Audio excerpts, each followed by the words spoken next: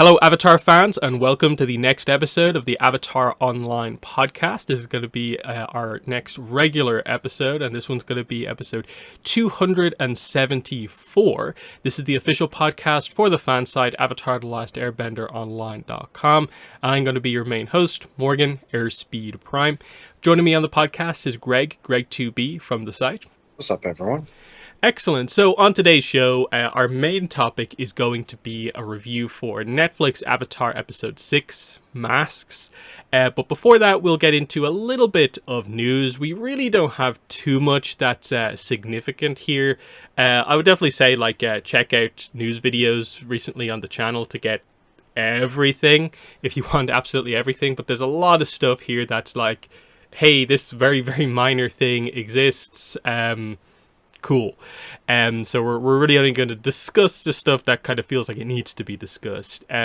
So probably the biggest thing that has happened is that Avatar in Concert has announced more dates and cities, with the most significant thing here being that we have the first Canadian shows here, quite a few of them, in what seems like all the major regions for Canada, and then a few more European countries like Sweden, Hungary, Czech Republic getting their first showing of the concert.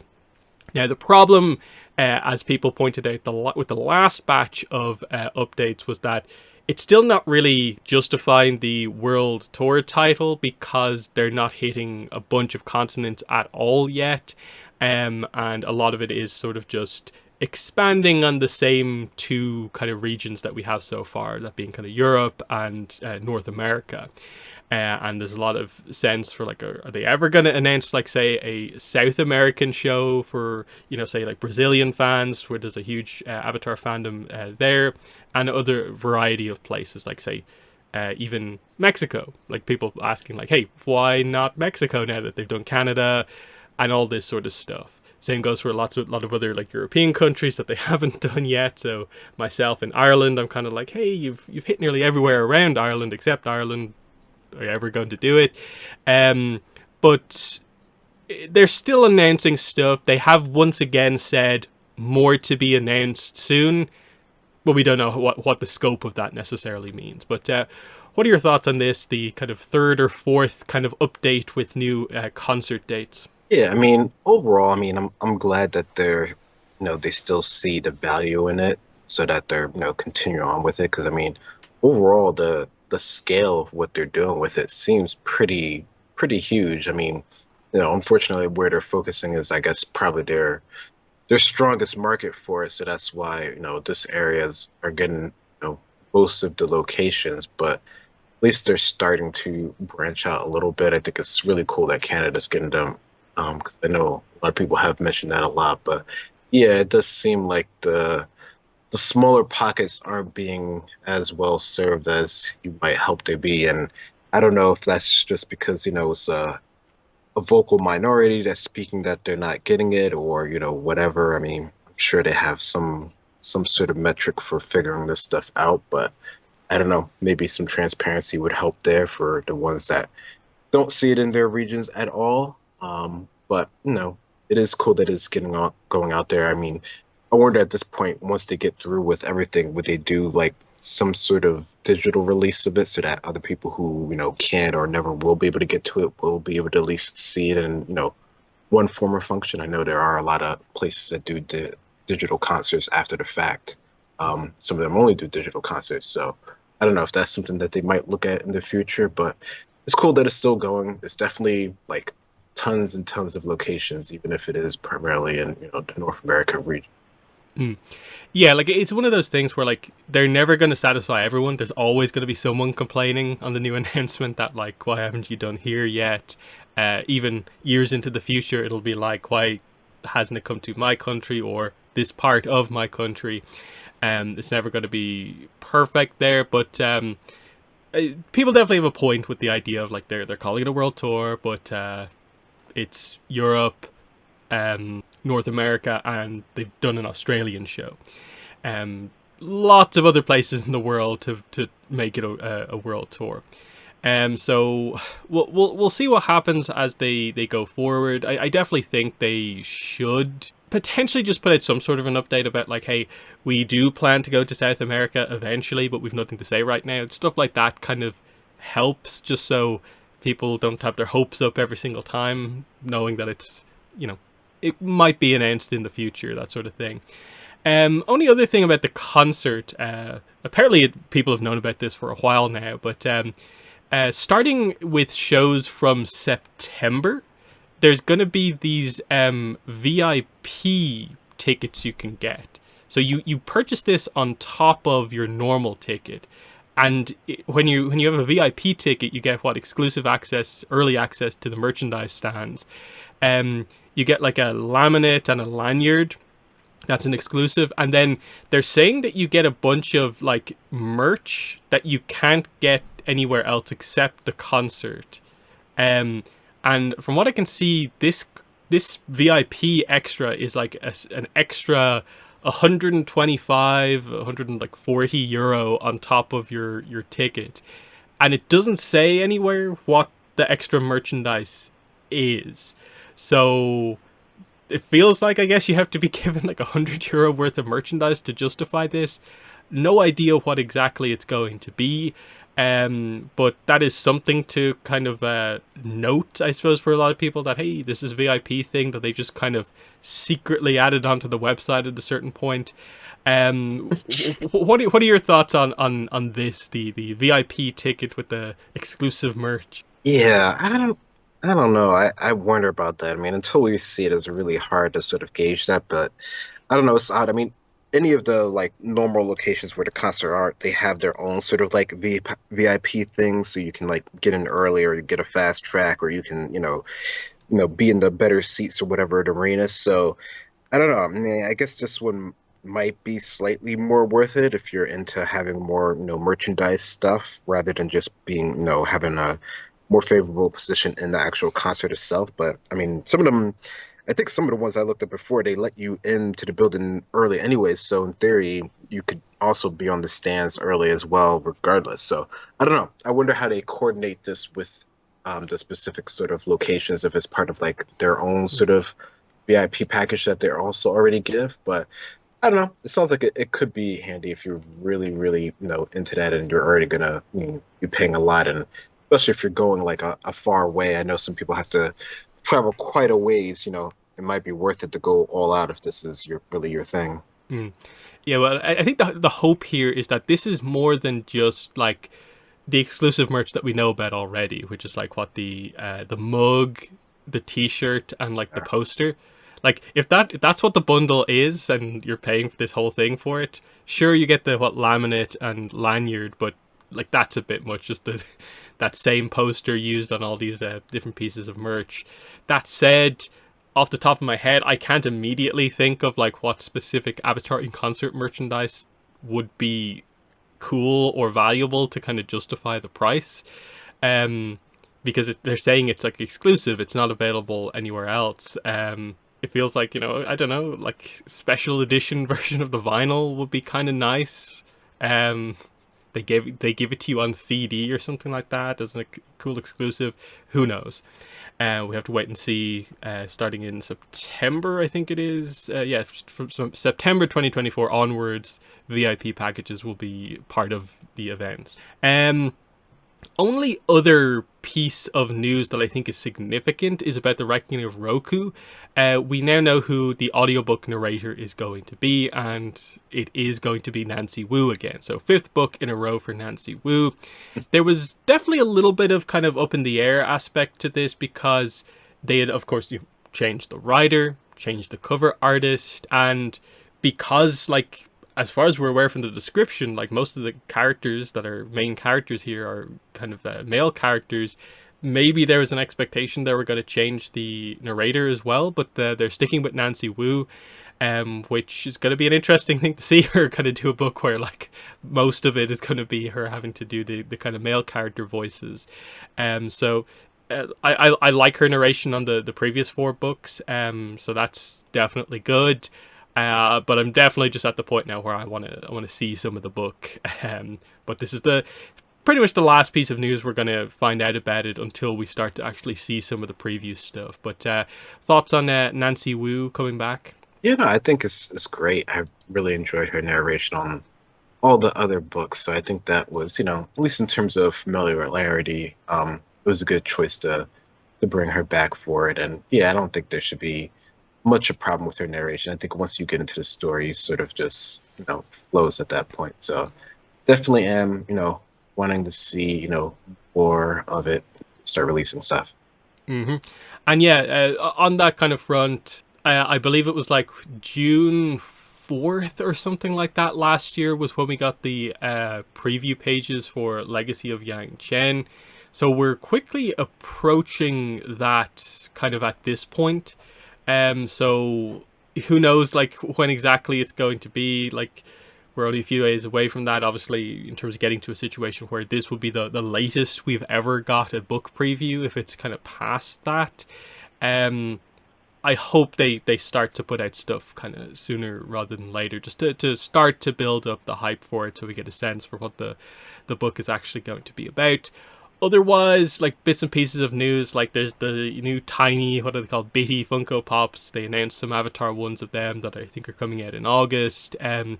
Avatar Legends Realms Collide, the mobile game, still has no date, but they're teasing more of their kind of intro cinematic video. There's not too much to say about it. It's nicely animated for what it is, but we haven't seen the full thing yet. And yeah, we're just waiting for the bigger news to happen, and that is going to be, I think, starting this month, where we expect to get the excerpt for Reckoning of Roku. By the end of the month, we'll know what's happening at San Diego Comic-Con, so we'll know what sort of a panel we're getting, if we're to expect anything at all there. That should be relatively exciting, but otherwise, yeah, it's just, yeah, waiting for the book itself to come out, waiting for the next comic, whatever the RPG is going to do. And then if Avatar Studios decide to say kind of anything, basic. But yeah, we'll move from the news into our main topic for the episode, and that is our review for Netflix Avatar Episode 6, Masks. So this, I think, is pretty much regarded as being one of the best episodes of the series. It definitely gets brought up a lot for one main thing, and that I think it has the change that people like the most in the show. I definitely agree. It is one of the best episodes. It's definitely in my top 3 of episodes. I still think I personally would rate the first episode ahead of this, just because outside of the Zuko stuff, it kind of does have some incredibly fast pacing in terms of like doing the stuff at the temple, even how quickly it goes through like the blue spirit kind of aspect of the plot. Like it does cram a lot in. It still does the Zuko kind of backstory stuff, I think, pretty well, but like it is kind of crazy paced compared to some of the other episodes. And I go back and forth on if like the Aang kind of didn't actually run away, kind of takes one down enough, or if it's some of the minor issues I have with this episode that make it the kind of below. But still, it's a good episode. They clearly give the time to Zuko's arc to make it work, and there was a clear sense where like I think some of the other characters needed an episode kind of like this, the same quality that Zuko's given here.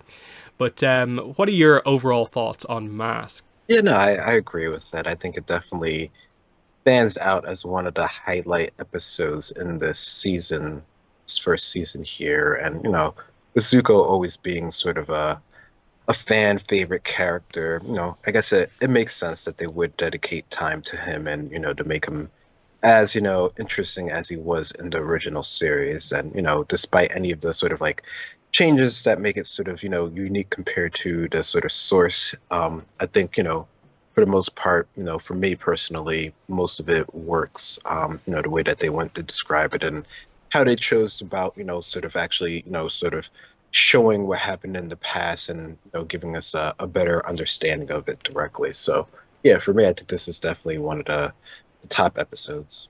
So let's go through it sort of scene by scene. So we open up with a younger Zuko preparing for his first war council meeting. Iroh kind of helps him to look presentable. Iroh suggests that he observe and not present his opinions at the meeting. So this is the warning ahead of the upcoming war meeting, of course. But straight away in flashback, of course, we're seeing Zuko with no scar here, excited to go to the War Council. So a very effective scene here, getting across the Zuko Iroh dynamic especially well here, which I think definitely works quite well.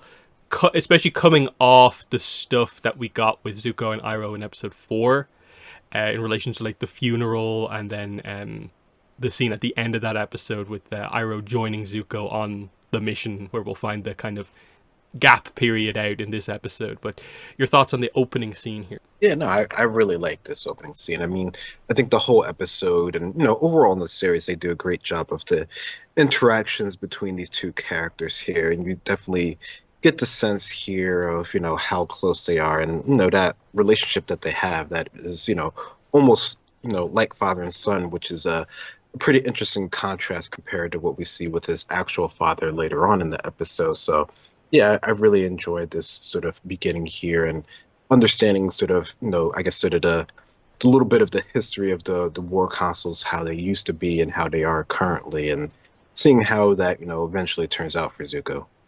Mm-hmm. Next one's quite a kind of long scene in terms of the recap that I have here.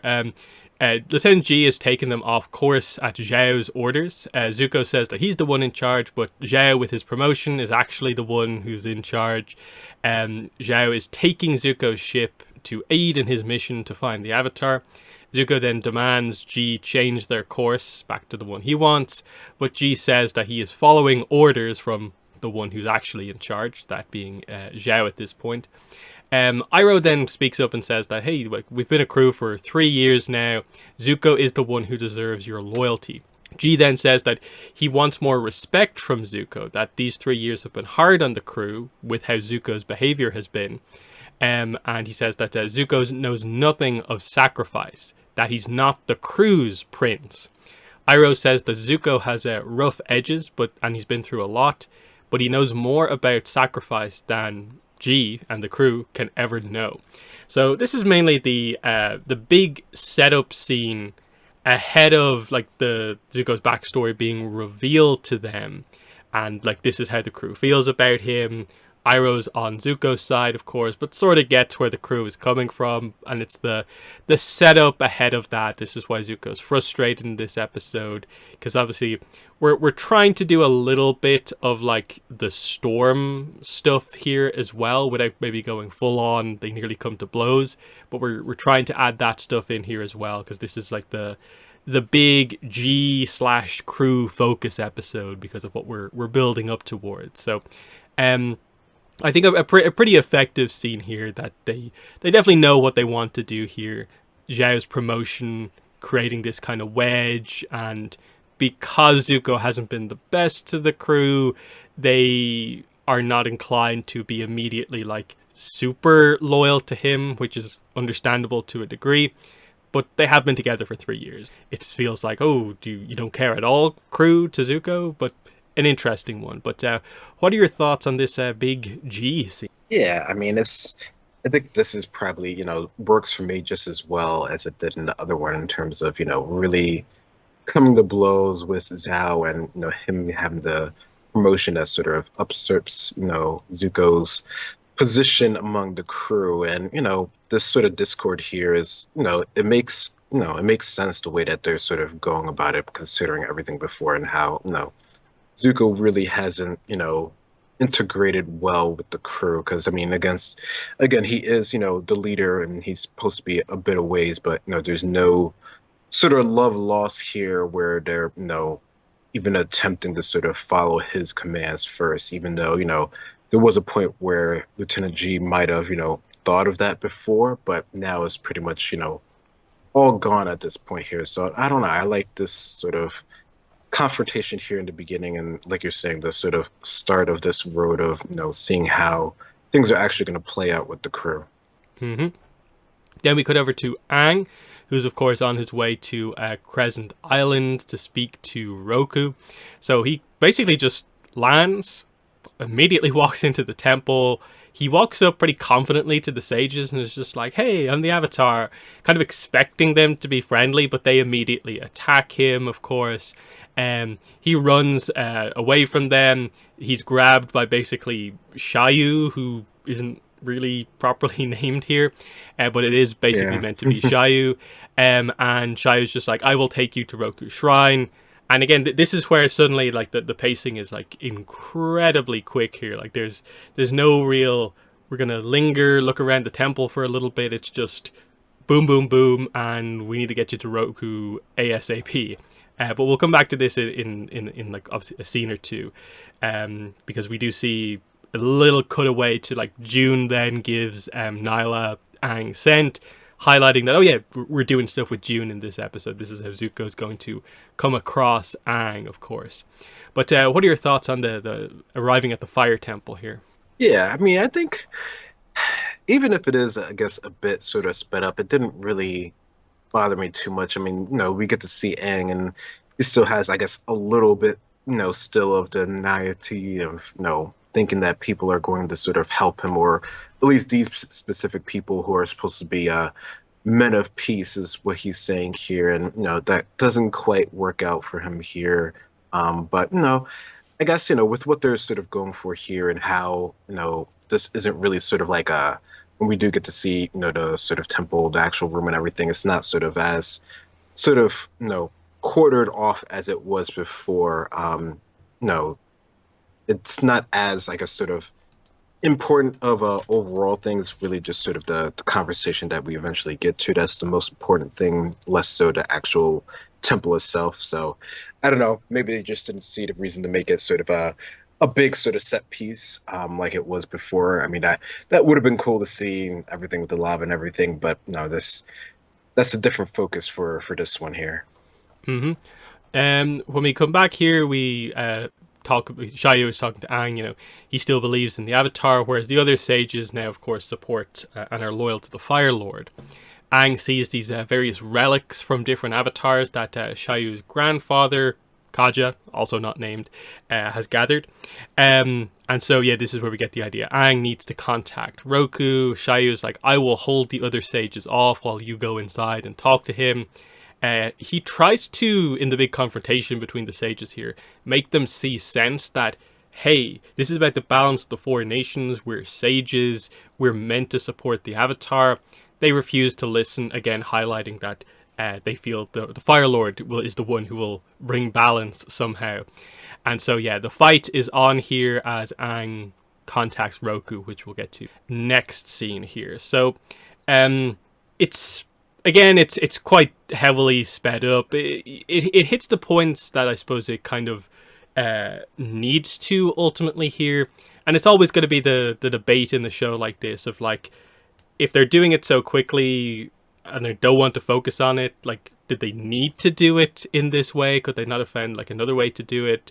Because there are parts like throughout this adaptation where it does feel like you're hitting bullet points that you absolutely have to, rather than properly doing them like super well. That some of the adaptation parts don't feel like a huge amount of like effort necessarily was put into them. They're just did them and it's okay, but it's nothing super important.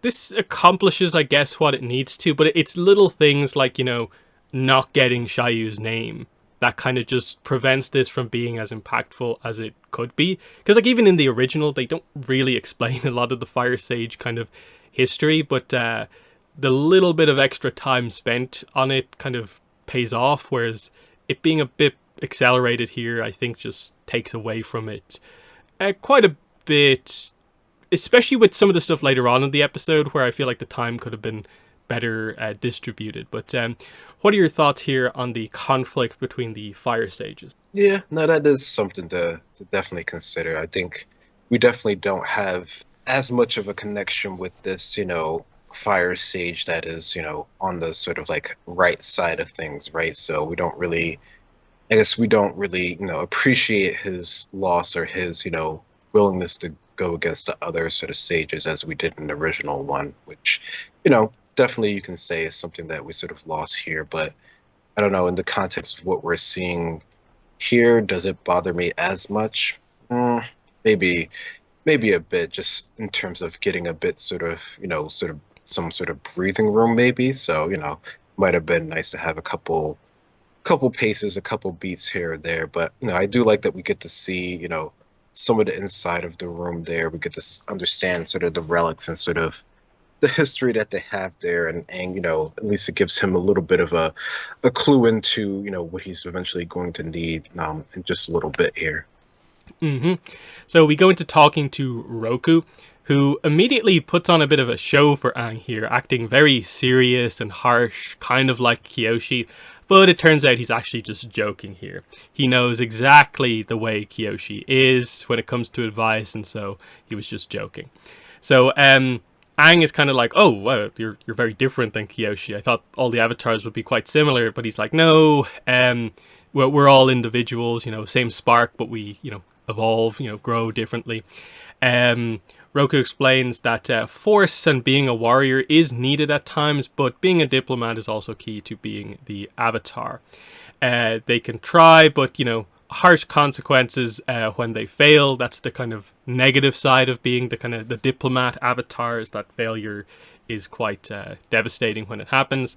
And this is when Aang turns the discussion to talking about, I'm here to ask you about basically what happened with Ko, and this, of course, changes the way Roku is in the conversation here. But we'll talk about the introduction here initially. I know some people are a little bit mixed on, do they like this kind of presentation of Roku or not? Because obviously this is the big change here. This is one of the biggest changes in the show that they talked about in interviews ahead of time, in terms of Roku is not going to mention the comet at any point here. We're not doing that for like logistics reasons relating to like filming the show and not knowing the time scale of things.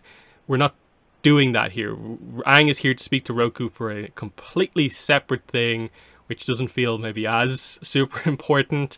But they know more about past Avatar stuff, so here's him kind of giving his Avatar advice to Aang here.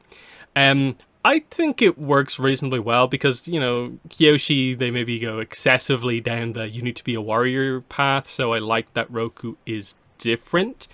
I think there's a bit more to talk about in the second stage of this scene, but I think initially this seems like, I think, pretty solid, like just getting across, oh yeah, past avatars are different. They're meant to be different, and there's a clear difference between Roku and Kyoshi, and I do like that.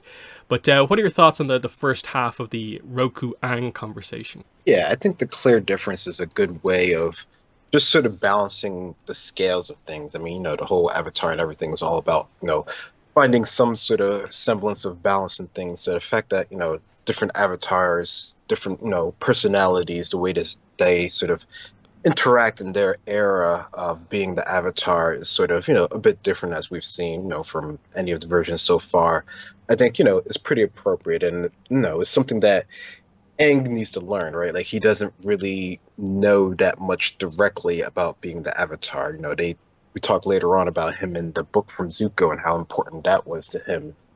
So, the fact that Aang is at this point able to get direct sort of, confirmation of how the avatars act, how they interact with the world, and what might be the best path, I think is a really sort of important thing to do. And yeah, the whole idea of not mentioning sort of the comet. I mean, in this version of the show, that's not a thing. That whole sort of enhancement of it, and you definitely can have your thoughts on if that sort of works in the grander scheme of things. I think for us, that might be something that we have to sort of, think about when we get, the next two sort of seasons there, to think of it in terms of the overarching sort of success of the show and how well it does. But, from the initial, idea of it, it seems, okay to me.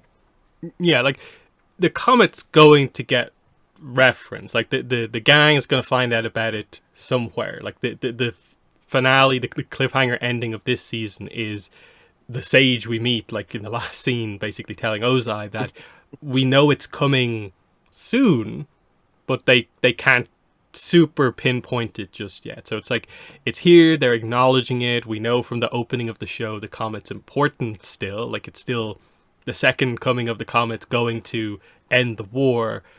It's just a timing issue because they, at least when they filmed it, they didn't know if they were going to get a season 2, if they were going to get a season 3, and then even if they maybe did, in the back of their heads know they weren't sure how long it was going to take. Should they say 2 years, 3 years, 4 years, 5 by the time it actually comes? Because they don't want to have a weird situation where they use the show accurate, like basically like 9 months, and then the actors clearly look like half a decade older. You know, that they want to avoid that. But anyway, back to the Roku scene, the second half of it. So we're talking about Ko now. So Roku warns Aang about dealing with Ko, basically saying that, like, you know, the Avatar's past have dealt with him and it hasn't ended well. Just ask Avatar Karuk, who of course has suffered at the hands of Ko in the past. But Aang says, you know, he needs to save his friends. So he asks, like, hey, I was told that you, like, defeated him. How did you do it? Roku explains he never defeated Ko. What actually happened is that he took something from him and so somehow got the best of him in this kind of exchange. He says that what he took was a totem that represents what Ko needs and cannot forget. And this is a pendant of the Mother of Faces, a spirit, and Ko's mother. And Aang realizes, oh, what I can do here is I can trade that item for my friends and all the people who he captured. And that's the way to kind of resolve this without having to fight a fight that he might lose, is to reverse this incident with Ko from the past. But then Roku adds in and is just like, okay, like, it's good that you want to save your friends, but that for the Avatar, friends can be a liability. The Avatar often has to make tough choices, placing the world's needs ahead of your own. So interesting adding that bit in at the end there, because this is where it kind of feels like they're obviously subtly referencing Sozin in this scene, but they don't actually say Sozin. And the show's a bit weird on, like, sometimes it is bringing stuff from later on in the series forward, but then sometimes it isn't and they're keeping it a secret, because I almost feel like if you had acknowledged that, like, hey, I used to be friends with Sozin, that's actually a kind of cool reveal in this version of the show to do earlier on to justify why that is said. Because otherwise it feels like it adds to the trend of, like, oh, another Avatar kind of adult character giving advice to Aang, beaten down by negatives from the past. And it's just like, don't have hope, Aang, because you have to only ever do stuff on your own. All the Avatars are effectively advising him to not really have friends, which is a bit of a weird approach to have. I get it's a subtle setup, I guess, for the season 2 kind of finale arc of, like, you know, prioritizing the world over your friends, but I'm not sure if this is the most ideal way to present that. So this is probably the main criticism of, I think, all of the past lives, is just that they do come across a little negative here, whereas I think in the original there was always a sense of they acknowledged failures from their past but can talk about it to Aang from a more kind of, like, neutral kind of position, whereas here it's more of a, like, no, really don't do that. So what are your thoughts on the second half of things here? Because this is pretty much like all new stuff here, like in its entirety, what he talks about here about Ko.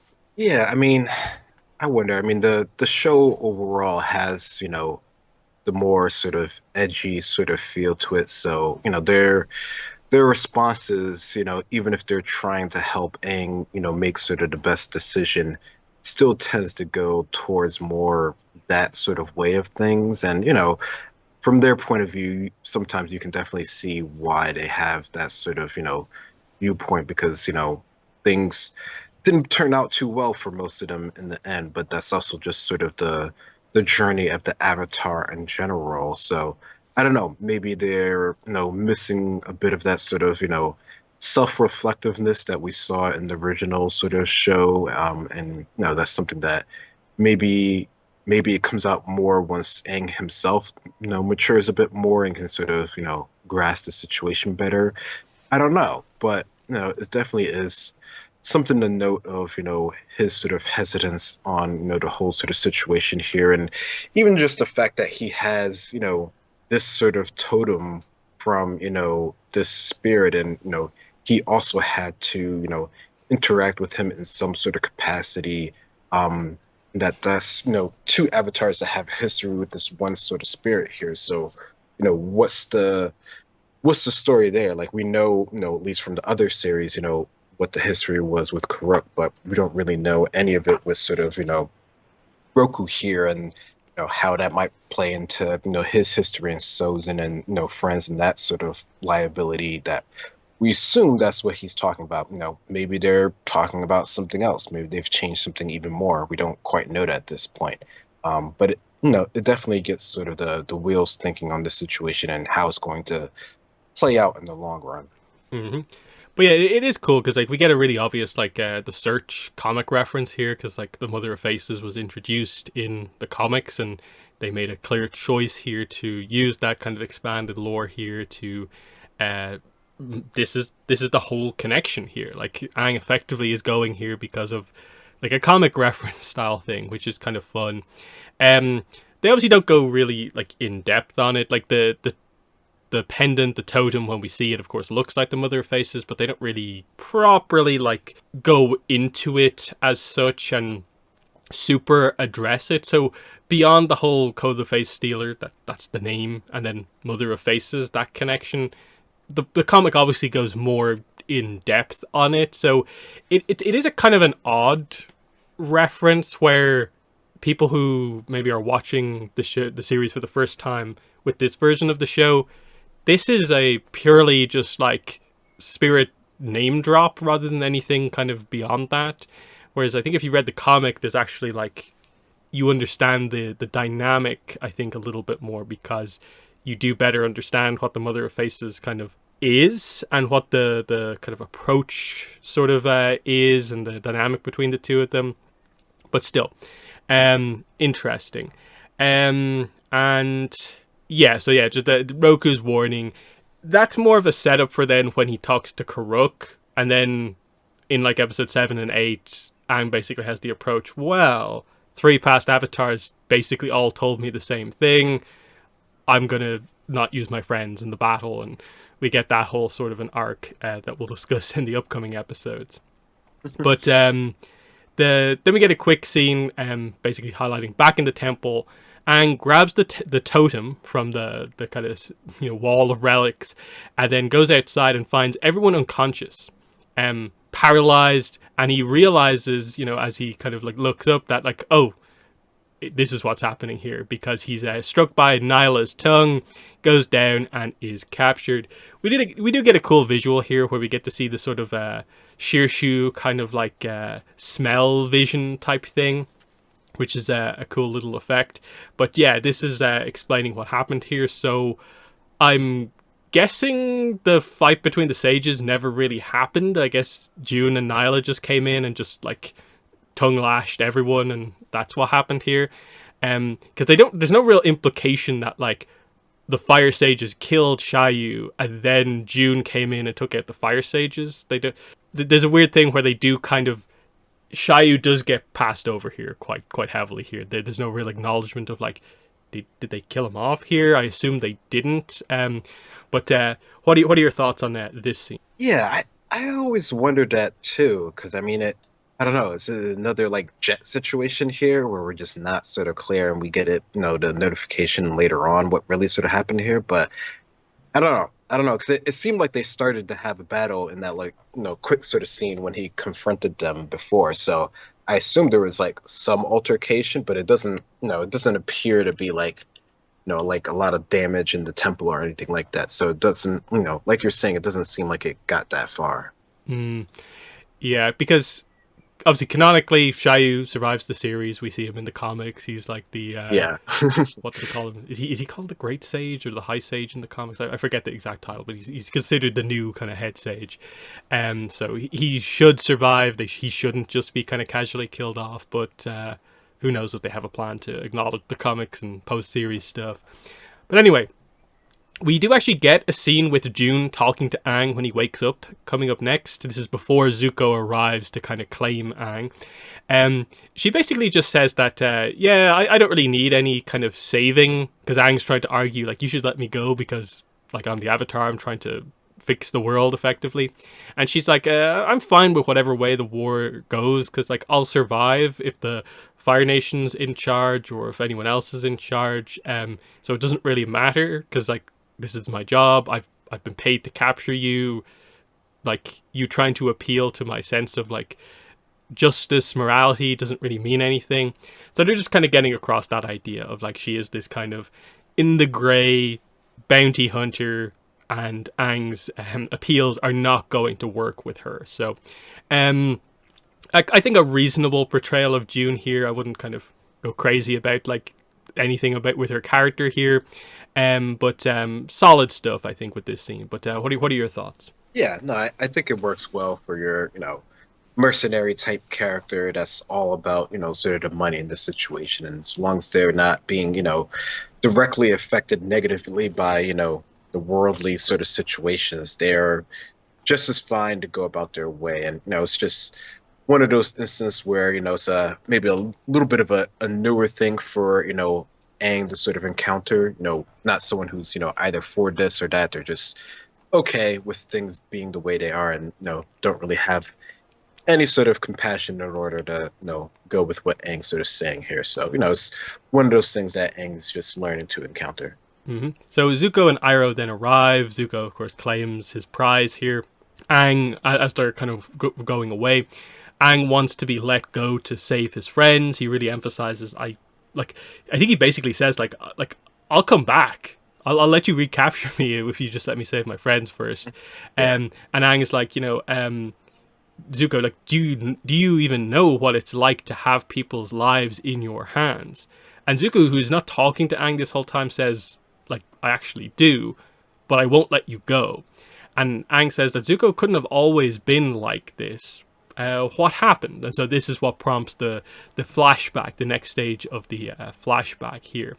So the idea of what it's like to have people's lives in your hands. And this is a kind of theme that we're going to play with in relation to the kind of Zuko Ozai dynamic and the Agni Kai and the crew coming into play heavily as well. That's what we're dealing with here. But what are your thoughts on this scene here with Aang and Zuko? Yeah, no, this is, Aang is always trying to reason with people in any sort of, incarnation that we see of him. So I think this is definitely sort of on point for him to say. And, I think you can see, that a little bit of it is sort of affecting, Zuko and Iroh. Like, they're not, like, completely impervious to anything he's saying, but, they have, at least in their minds, what, is seen as sort of the higher goal, the higher, reach for their sort of mission here. And that's sort of, what they're trying to accomplish. Mm-hmm. Next, we go into our flashback sequence. So we're at the war meeting this time, and they're basically discussing how to break through the Earth Kingdom forces. Ozai asks for Zuko's thoughts, but basically dismisses all of Zuko's ideas, that they're all not fully factoring in every sense of the situation. So Zuko gets kind of made kind of fun of a little bit here. The plan that the Ozai and the generals end up coming up with is that, okay, we'll sacrifice this new division of new recruits to create an opening. This is the 41st Division. Zuko is, of course, appalled at the idea that they would sacrifice new recruits in this way. But Ozai just says that sacrifice is a part of war. So yeah, the 41st Division is set to be sacrificed here. Zuko stands up to the general who kind of prompted this idea in the first place and just really heavily criticizes this idea. And we effectively build up to Ozai demands that an Agni Kai be fought, with the idea being that Zuko's kind of okay with it because he thinks he's going to fight the general who he's disagreeing with, but we know, of course, what actually is going to happen. So, yeah, pretty solid here. This is pretty accurate to what happened before. It's just that, as we're going to learn, the 41st Division is actually Zuko's crew. That's the kind of twist that they add into this here, is that Zuko is standing up for his future crew effectively here, and we'll see how they kind of get utilized as the scenes go on. Otherwise, I think it's a pretty effective kind of adaptation of the intent of the war meeting scene. But what are your thoughts on it? Yeah, no, I would agree. The adaptation here, having, them all in this sort of location and discussing this mission and the plan, I think, it works pretty much one to one here. Even this sort of, goading directly of Zuko here and him sort of, being very sort of like, sort of opinionated and sort of, wanting to keep sort of the people, the forces sort of in mind here. I think, I like this sort of situation here. And, there was really no way for him to sort of, get out of, it in some regard here, because, he was asked for his opinion. It wasn't just sort of like he blurted it out, but he did blurt out sort of, his sort of position on what they're going to do. So it's just sort of a bad situation for him to be in.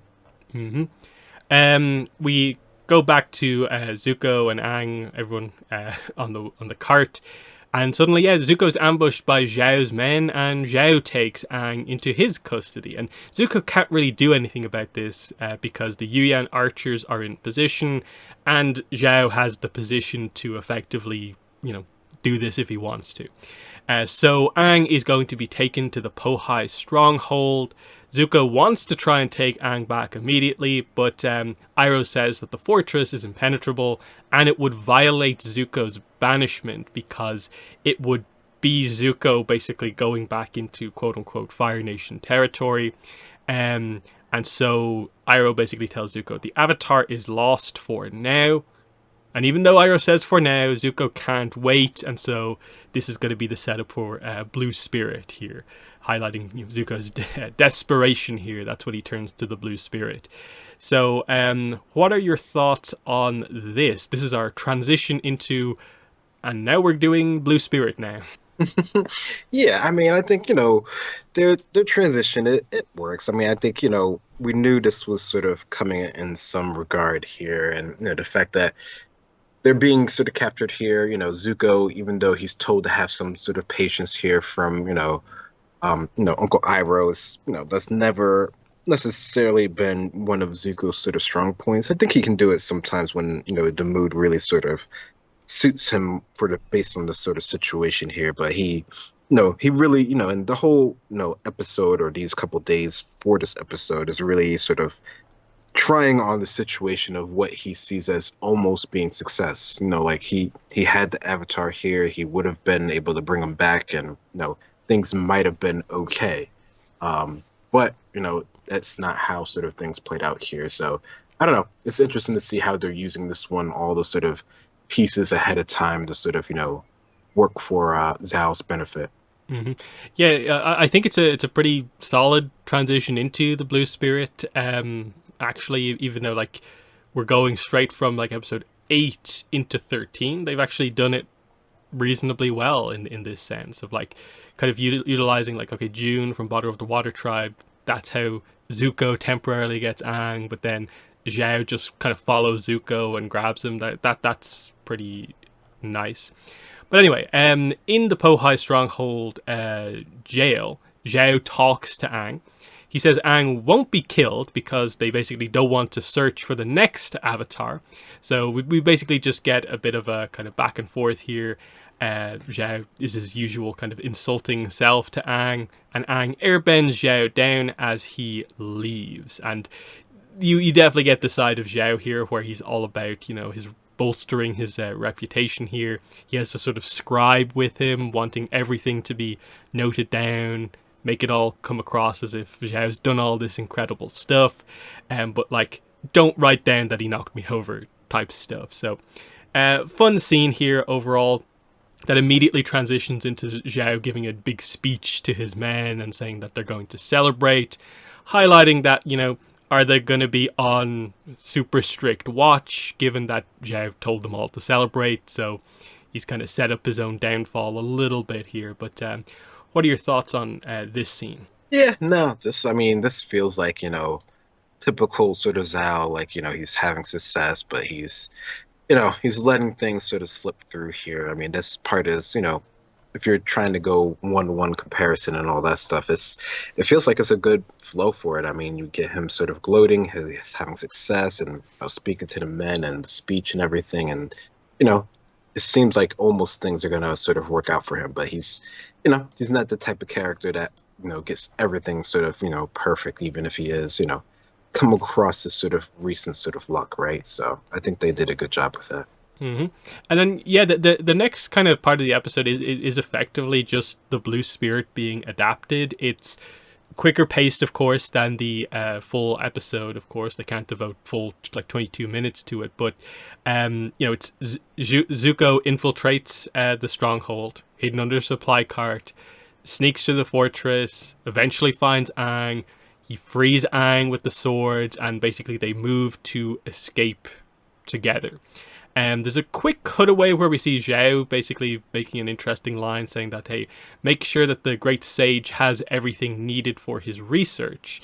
And this is where he finds out that Aang is missing, and so the alarm goes off as they're escaping together, effectively.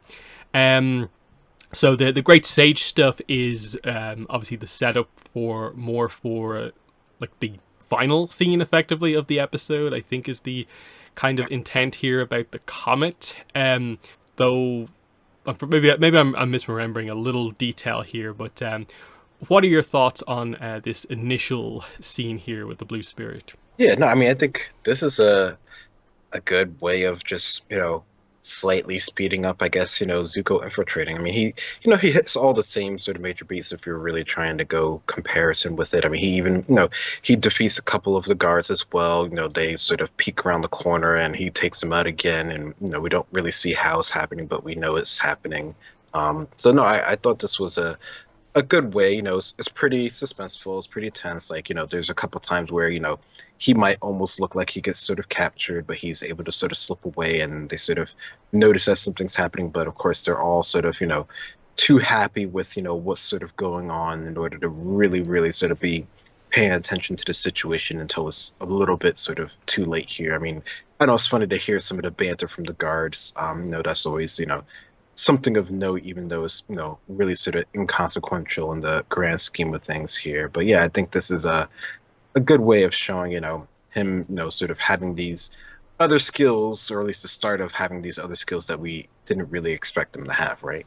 hmm So yeah, the fight to escape is now on. Aang and Zuko work well together. They take down soldiers and make their way to the exit. They use the ladders to nearly clear the wall, but Zhao takes them down with his firebending. Zuko then threatens Aang to get Zhao to let them go, because of course they don't want to find the next avatar. So Zhao agrees, the gate gets opened, Zuko and Aang retreat from the fortress, but we of course turn our attention to the fact that Zhao is in control of the Yuyan archers. He asks if she has the shot. She does, she fires, and the Blue Spirit goes down. Aang defends them with a dust storm and gets them both to safety. And it's at this point that he basically discovers that, yes, it is Zuko underneath the mask, and we get the shock, horror kind of situation of like this big reveal at this point, which is kind of interesting in this episode, given that like they were face to face like not that long ago prior to this, so it's kind of interesting.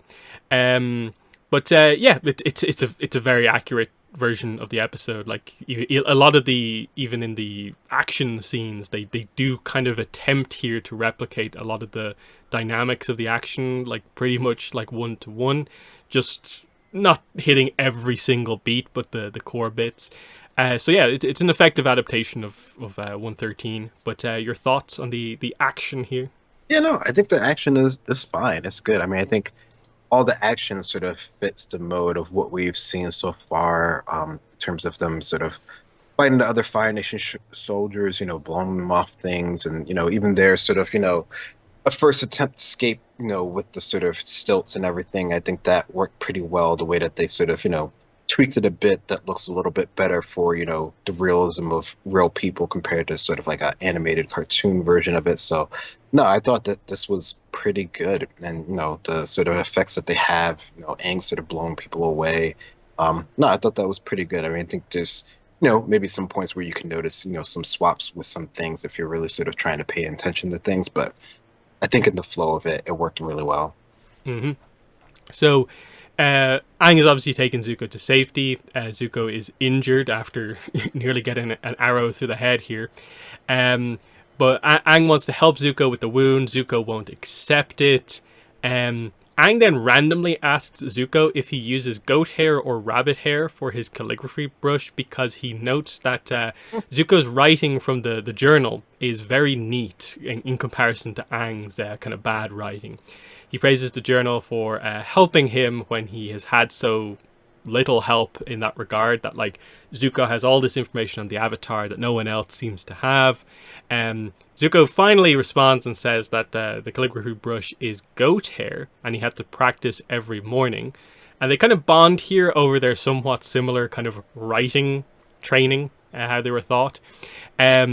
Aang finds out about Zuko's unique situation in the Fire Nation, that he's banished until he can capture Aang.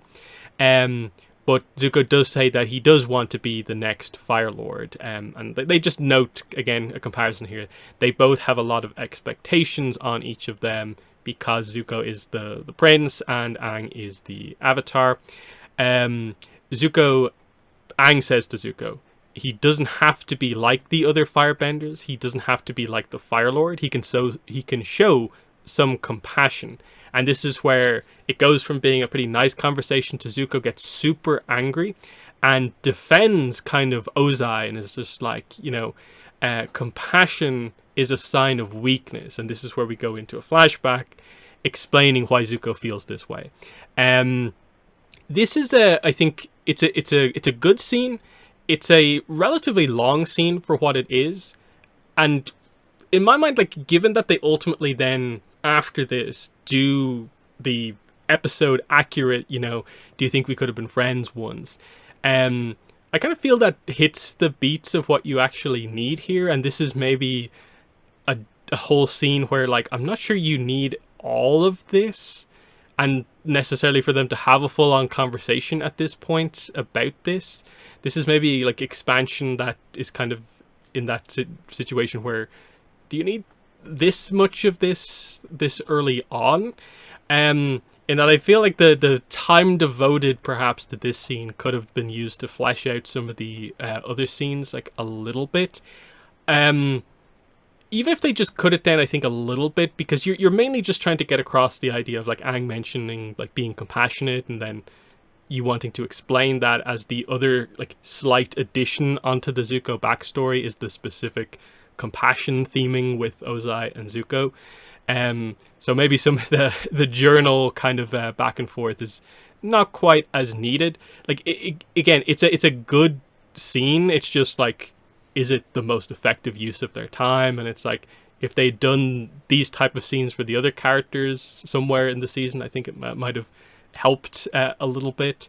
But yeah, it's mostly fine overall. It's just a big contrast between how crazy paced certain scenes are, and then they slow it like way down and just basically allow them to talk for 5 minutes. It's a bit of a gulf between the two of them. But what are your thoughts on this conversation between Aang and Zuko?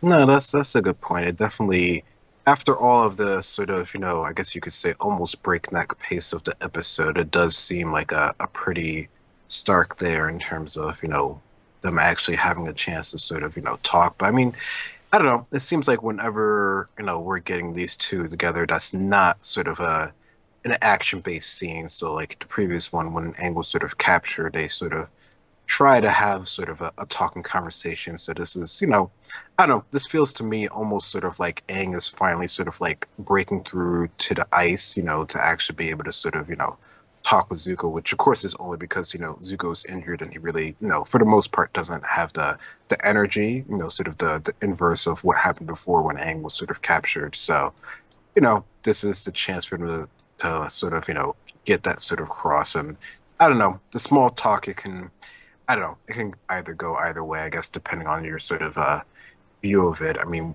could they have used, these extra 2 minutes, to maybe flush out, Shy You or something like that? Probably. I mean, I think the real point is, can we get to the trigger point that's going to force us to the flashback, right? Like, is there, how little of this buildup do we need in order to get, Zuko mad enough? Which generally, based off of Zuko's temperament, doesn't seem like it takes that much. So, maybe a little bit less could have worked just as well.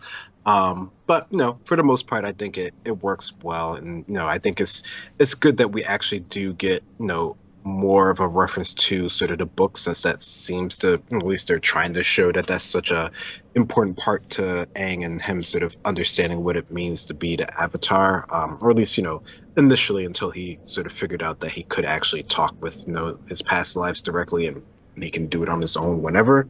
So I don't know. I like that we're at least getting some talk of the journal there, even if it's now, in the grand scheme of things, it's not really that important. And then the only other thing I wonder about in this scene is like, so there's a few times in the season where I do feel like they add in scenes with the idea of like, let's try and like fix this like almost like information problem from the like original show of like, in the original, like, when did Aang actually find out that Zuko was banished? And it's like, off the top of my head, I don't remember when Aang comes across that information, and it feels a little bit like the writers are like, well, he has to know that, right? Even though like it doesn't matter like that much, because he can probably tell that something's up from the fact that like Zuko's basically, at least in this episode, is like fighting against Zhao, that there's something going on, and then they kind of explain it here. Kind of it's the same with the way that the kind of journal gets used, which is clever to a certain degree, but then it's also like, if you're okay with Aang knowing spirit world stuff just off the top of his head, is it really that much of a problem that he knows like some basics on the avatars without the need of a journal? Like there's a little bit of it being like a little overthought, when they might just put a little bit more time into certain other scenes rather than answering questions maybe that don't need to be even asked. But anyway, we go into the next stage of flashback, and this is the Zuko Ozai Agni Kai. And so that's the twist here at the start, is that he must face his father, not the general, because in Ozai's mind, he's insulted Ozai's plans and his military. That's why Ozai's here to fight Zuko. Zuko, of course, refuses to fight initially. Iroh actually tries to step in here, but Ozai kind of brushes him aside and demands Zuko to fight. So Ozai attacks, and initially it is just Zuko dodging and defending, refusing to actually attack back. Eventually he gets goaded into doing that, but Ozai wants kind of more out of him.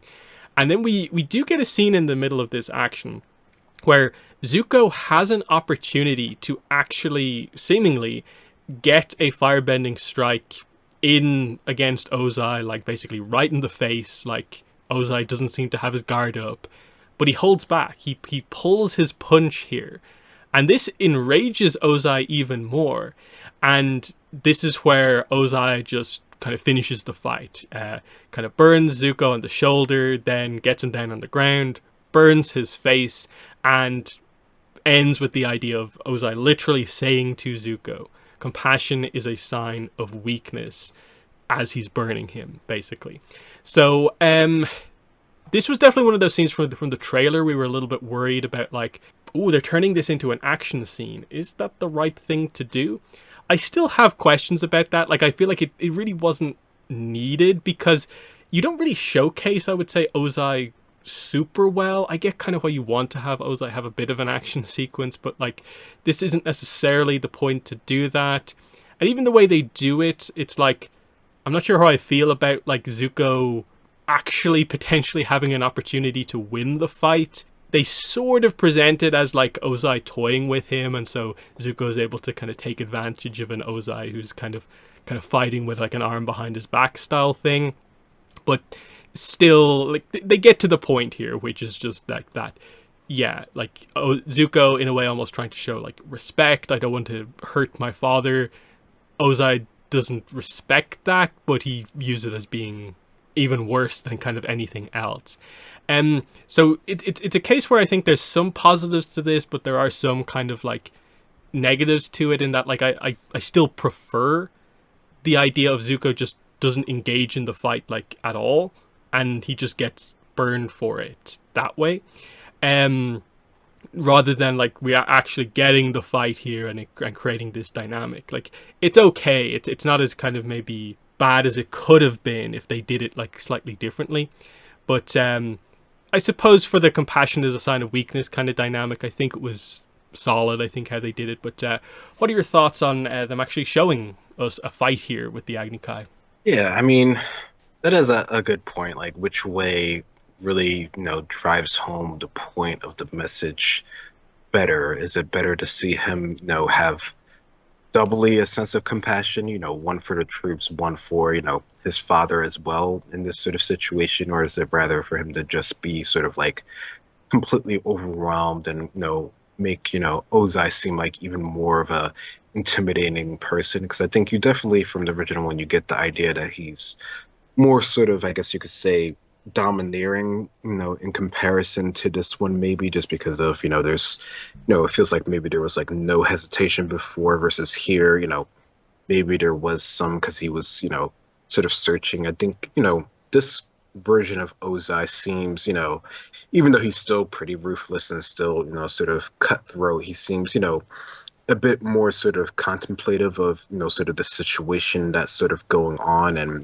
Zuko specifically, especially when we get to the next scene where he sort of, puts him on his way, compared to before where he was just sort of, just a big bad sort of evil. So I don't know, maybe they're trying to show more of sort of, the gray area here where there wasn't before, and that's sort of the sort of theme of things. But the fight itself, I think, is fine. It's cool to actually get to see Zuko, seem to have, some sort of skill. Like, we're always sort of left to believe that he has, sort of no skill, or, just less of a skill compared to his sort of sister here. But I think, here we get to see that, he does have some abilities. Like, even if, Ozai is sort of, fighting with one hand behind his back, there's a chance here where Zuko sort of could have done something, and, maybe that would have worked out for him, at least a little bit better. Like, I still doubt that he would have won the fight in the end, but, maybe he could have shown something that would have, lessened his, final sort of demise here. But I think overall the scene is pretty cool, and you get to see sort of, what really is sort of driving Zuko at this point in time. Mm-hmm. Next, we have Aang putting Zuko in the boat, kind of sending him on his way. He says that the worst part of being born 100 years ago is that he misses his friends, like Kuzan, who's from the Fire Nation, and he asks that if Zuko and he knew each other back then, could they have been friends? Zuko attacks Aang again. Aang dodges, and the boat drifts away. This is the accurate, kind of in a way, version of the scene. Obviously the kind of logistics are a little bit like slightly different, but like what happens, what is said here, this is what happens in the original. I do feel you could have left it at this, or at the very least, I don't really understand why this part of it was kind of like disconnected from the previous scene. I get it, you wanted to lead into the flashback, but like I still feel you could have done the Zuko gets angry at compassion, he attacks Aang kind of like, blows him away in a way, and then, he says the line, and Zuko drifts away on the boat, and then you go into the flashback. I think you could have done it that way, whereas it feels here like they wanted to have their original scene, but then they also wanted to have the scene from the original. It's an interesting one. Again, it feels like they're trying to have their cake and eat it too a little bit here when it comes to like the choices of what scenes to adapt very accurately, and then expansion scenes, and then what gets cut. It's fine. I don't really have any like major kind of issues here. It's just every time I watch this episode, I do just kind of note that like, okay, you're doing both of these scenes. Okay, that's fine. But what are your thoughts on this scene?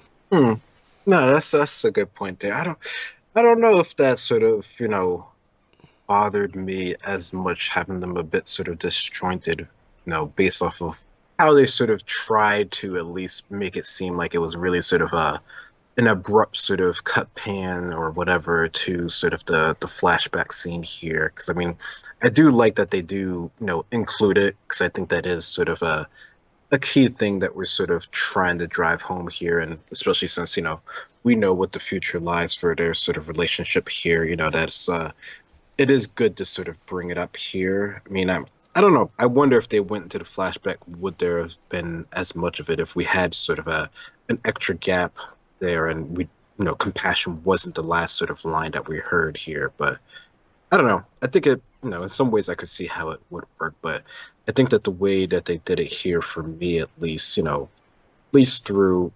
pretty sort of seamless here, considering, we have to send Zuko on his way one way or another. hmm Next scene is the kind of build up to the next flashback. So it's G and Iroh on the boat talking. Iroh tells G that you're wrong about Zuko not caring. Zuko actually cares too much about the people like on the ship.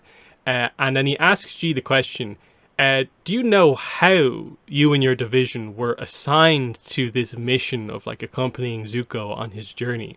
And so we cut then into flashback, obviously. So this one I kind of quite like here with the G stuff of like, this is the real like, okay, we're gonna drop the reveal right now here of like, yeah, how did they end up here? Like, because this is not really something that's covered in the original. There's like some, don't even remember. It might be the old Nickelodeon website thing roughly mentions that. I think like it's mainly the crew has respect for Iroh, so they go with Iroh, and that's how Zuko has his crew. Whereas it's obviously different here and interesting how they address this. But what are your thoughts on the flashback setup scene here? Yeah, no, I thought that was I think this way is, it's a neat way to sort of integrate it together. I think, I guess you could see how it works either way, having, respect for Iroh or not or whatever. But the way that they've led this so far, and, how the crew seems so sort of on edge around Zuko specifically, I think that, is a good way to lead into it. hmm So yeah, we go into flashback here. An injured Zuko is told by Iroh that his vision is going to be okay. Iroh then tries to stop Ozai from coming to see Zuko, but Ozai barges in anyway. Ozai worries about Zuko's spirit. It needs strengthening. That Zuko held back, and for Ozai it was not out of respect, it was weakness, and it needs purging. Zuko has to give up the weak to make Zuko strong. He has to sacrifice people when needed. But Zuko says that the weak can become stronger. You just have to give them a chance. And this makes Ozai furious. And Ozai just says, I've made a mistake. You are soft like your mother. And so this is where he decides that basically Zuko is banished. He cannot return to the Fire Nation until he captures the Avatar. And that since he cares about them so much, the 41st Division will be his crew.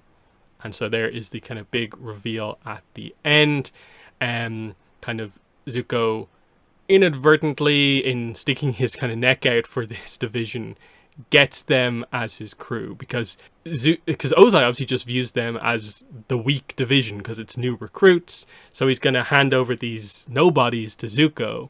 But Zuko's accomplished what he wanted to do of saving them here by doing this, and so it's a subtle victory for Zuko, even if it is Zuko's kind of his lowest moment, effectively here, also being banished at the same time.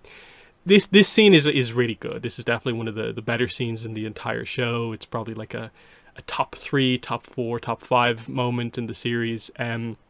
This is really good.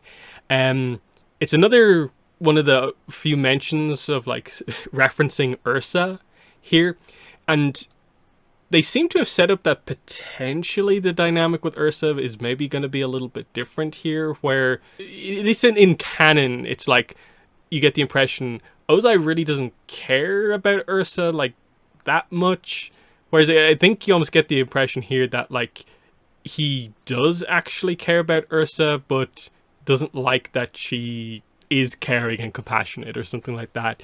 That there's something a little bit different kind of going on here. And I think we've mentioned it in some of the other scenes with Ozai, references to like almost Ozai having lost someone. And so are they going to present Ursa's banishment kind of slightly differently here? I'm kind of maybe wondering about, because this would effectively be his second time banishing a family member, which is kind of interesting to think about. But what are your thoughts on this scene?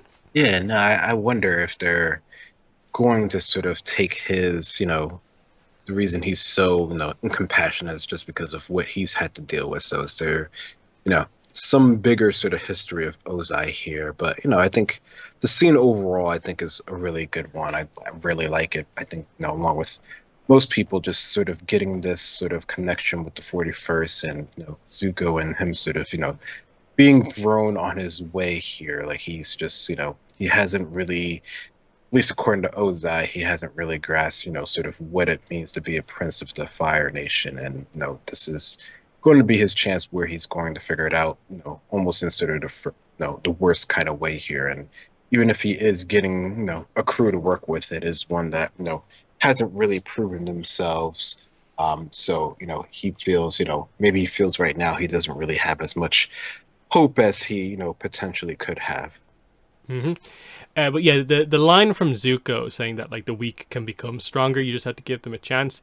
That feels very like character defining for Zuko in terms of like he's kind of almost appealing to Ozai of just like, I can become stronger if you give me a chance and don't just view me as like weak because of what you just saw. That's the big thing with Zuko. He does have this potential and he will go on to be so much stronger in the future. But Ozai is not willing to kind of give him that chance. And Zuko will always kind of give that chance to people, at least at this point. So yeah, like it accomplishes a lot, this scene, in terms of the characterization. Like it's good from Ozai, it's good from Zuko. Even the Iroh little bit at the start is kind of nice, because one thing, of course, this show has going for it is that like you get to see Iroh and Ozai interacting, which we haven't talked about too much, but like even like the scene earlier on when like Iroh kind of got up onto like the dueling stage and was like getting a little bit physical with Ozai to try and stop the fight from happening. He eventually kind of gets down, but like there is a sense of like, oh, like if he ever actually like confronted him, like it feels like there's a bit of like, would Ozai back down or not when it comes to Iroh? That there's that Iroh feels confident enough to kind of, be outspoken in front of Ozai. They're kind of an interesting dynamic. But what are your thoughts on how they've done the unknown dynamic here, Iroh Ozai, in this show? Yeah, no, I think for me the dynamic that we've seen thus far between them has worked pretty well for me in terms of brothers of each other who are in the high ranking sort of positions in this nation here. And he's he was at one point the top, but obviously he's sort of abdicated his sort of right to the throne at this point. But he's still the older brother, and definitely seems to have a better connection with Zuko than Zuko's sort of real father here. So he's he's trying to do the best he can in terms of protecting Zuko, while knowing that he technically doesn't have the right sort of the rights in place in order to do anything like that. So I don't know, it would be interesting if they were to really sort of come to that. I feel like it feels like, in this sort of case here, if there was anything that was really, really sort of serious, that, Iroh might sort of step in. But, this is, something that they're sort of building up to, maybe. I don't know. It'd be interesting to see how that plays out. Mm-hmm. So we come out of the flashback. G is, of course, stunned in the same way that the audience kind of is about the reveal about the division, that Zuko kind of sacrificed himself for them. And that is the reveal. Zuko saved the crew from basically being killed in the war, just sacrificed to create an opening. At this point, Zuko returns in the boat. He's kind of welcomed back by his uncle and the crew. They form a guard of honor for their prince, as he's referred to finally. And so Zuko kind of walks down the line here on his big return. He gets a little bit of a scolding from Iroh just for like disappearing without saying where he was going for a while. But overall, it's a really interesting scene because obviously Zuko's just had these kind of memories of the flashback.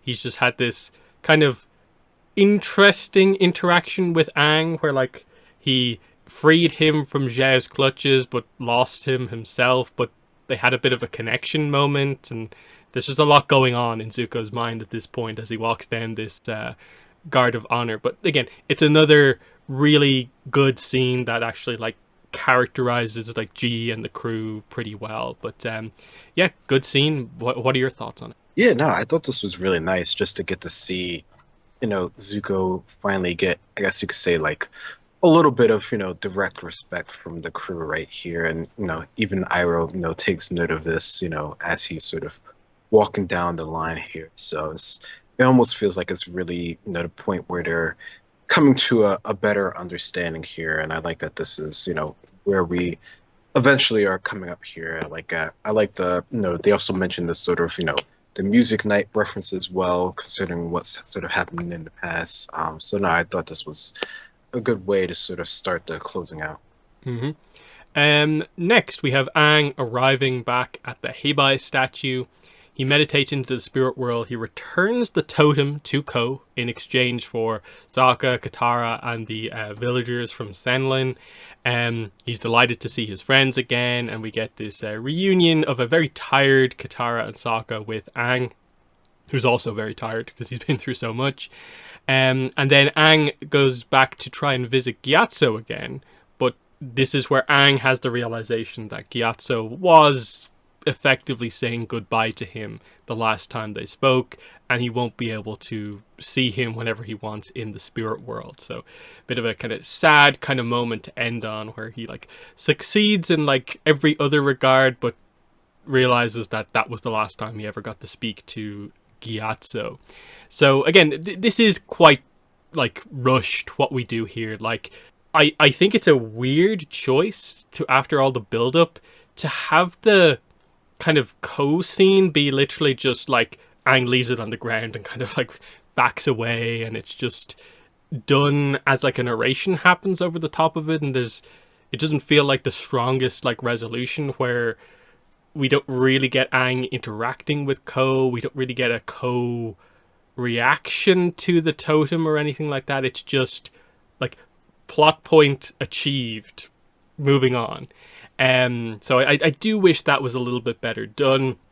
But the emotion on the reunion, I think, is quite good, and especially what they do with the Gyatso stuff is good. But not the biggest fan. That I felt like the plot that we'd set up all this time kind of very much just got like brushed aside immediately. I would have liked a bit more focus. But what are your thoughts on this? No, that's a good point there. I think it definitely. I think, we've mentioned before, throughout the whole thing that this whole sort of situation is a very sort of, streamlined sort of process. I mean, the episode itself, if we're comparing it to the original one, is like a hodgepodge of a couple of episodes. So in that regard, it definitely is sort of, sped along and, sort of comes to conclusions rather quickly. I think for me, this sort of ending of this with the sort of narration, especially when we get to sort of the next part with our other sort of main character here. For me, for the most part, I think, I really enjoyed sort of what was actually being said. And the visuals sort of helped to go along with it in that regard. And it sort of, just sort of adds to what they're sort of saying, not necessarily what sort of, happened in the episode per se. It didn't really feel like, the whole overall episode was really, and this might just be, a fact of the matter that, they just tried to put too much in one sort of episode, and only some parts, worked and other parts didn't work as well in terms of like the strength of things, compared to, say, the original one where we had, an episode dedicated to Ko, an episode dedicated to the Blue Mask and everything like that. It didn't feel like the episode, even if it did get a couple sort of mentions of Ko, was really focused on him, being, sort of the such a threat that he was in the original one, where, if you look the wrong way, your face gets, taken immediately. This is more of just one that, it's a combination of spirits that are just sort of interfering with the real world, and the Avatar's having to figure out a way to sort of, deal with that threat in sort of, the most efficient way possible rather than, sort of coming at it from a whole bunch of different angles and finally, getting the resolution that he wants here. So I don't know. I definitely do like the sort of, sort of coming back together with the friends here. And, it definitely is sad that, Gyatso isn't going to be able to sort of continue be a companion that, Aang can sort of always talk to in the future. But I think even that would have been, too much if Gyatso was just there always as far as a reference there. And, it is sort of, going along the lines of you can't really have, the best case scenario in every sort of, encounter that you're having, which is, part of what Roku was trying to get at from the beginning. Mm-hmm. Yeah, like it's a weird one because like they have to do this because it's the continuation of the previous episode. The whole previous episode was about Ko capturing his friends. There's been multiple mentions of like effectively like Ko is a primal spirit, like you can't defeat him. Previous avatars haven't been able to defeat him. And okay, we're not going to resolve it with a fight, but we're just going to leave this statue here.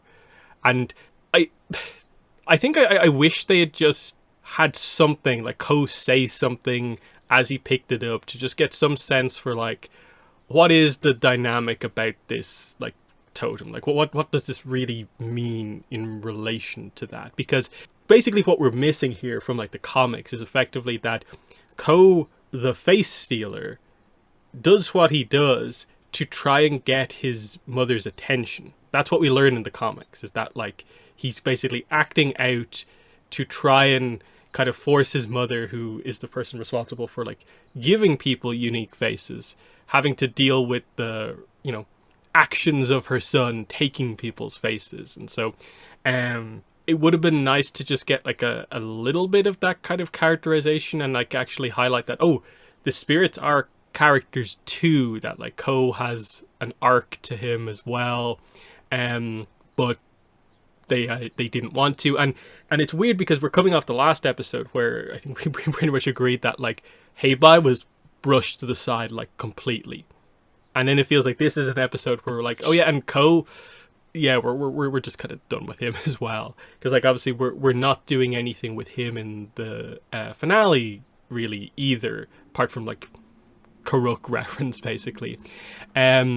So it's just that kind of unfortunate thing where like the care, effort, attention given to the Zuko arc that doesn't feel like it was maybe given to other arcs is a little bit kind of unfortunate. But yeah, we end with Iroh gives a narration basically using the idea of like masks as like a metaphor, building up to sort of the idea of visually Zuko kind of lays down to rest. He looks at himself in the mirror and he sees kind of what he actually looks like change back into like the version of himself before all the bad stuff happened with no scar, as like Iroh basically says the idea of like kind of remembering like who we were without the mask on type thing, who our true self like hidden behind a mask is sort of the metaphor they're kind of going for here. And that's kind of how we end the episode here, and that's why the episode is called Masks. Yes, Blue Spirit, but more highlighting Zuko's kind of character arc, that the Ozai compassion thing changed him, but has it completely changed him because Zuko is not without compassion, even if he's maybe not as completely focused on that as he used to be. But that's the debate going on with him within him as a character. But what are your thoughts on the kind of final scene here, the Iroh narration here about what it is to wear a mask? Yeah, no, I thought that was really good. I really like this sort of ending narration of, what does it mean to be, your sort of true self, and what do you hide from others? What do you keep to yourself? And, what is the reality of things that you're having to deal with here, and how do you go forward with that? I think those are all sort of good points that he's making, for our characters that are having to deal with, the expectations of the world on them. And some of them are good expectations, some of them are possibly bad expectations, and maybe you don't even realize that yet. So so it's a lot for them to think on, and it definitely feels like this is stuff that Zuko is going to have to confront with, directly going forward, and that's sort of the point we have here going forward. So yes, that is the ending of episode 6. It's also the ending of like the third 2-episode arc in the show, which you can sort of tell, like, other than just the plot reference, is that, like, in the same way that they had the Iroh narration on this episode, like Gyatso had narration on the previous episode. So that's just like a bit of a kind of thematic thing they did for episode 5 and 6, was the mentor characters narrating the kind of theme of the episode. The previous one kind of being about like time, spirit worldy type stuff, and this one will be more about masks more directly. And so yeah, we move from there. The next one, of course, is our Northern Water Tribe 2-parter, which is interesting, because obviously the next episode I think is maybe one of the weaker episodes in the series, just because it's oddly focused in what it adapts, but I think it's one of the weaker adaptations, even though there is good moments in it overall.